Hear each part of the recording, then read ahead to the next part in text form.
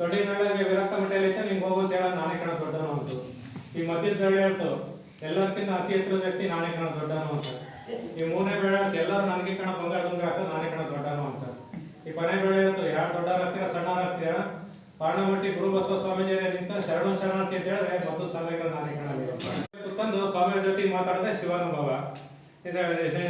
ಶಿಕ್ಷಣದಲ್ಲಿ ಎರಡು ವಿಧ, ಒಂದು ಮೆದುಳಿಕೆ ಅಂತ ಶಿಕ್ಷಣ, ಇನ್ನೊಂದು ಹೃದಯಕ್ಕೆ ಅಂತ ಶಿಕ್ಷಣ.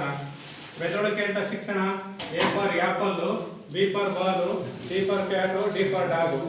ಹೃದಯಕ್ಕೆ ಅಂತ ಶಿಕ್ಷಣ A for Allama Prabhu, B for Basavanna, C ಮೆದುಳಿಕೆ ಅಂತ ಶಿಕ್ಷಣ.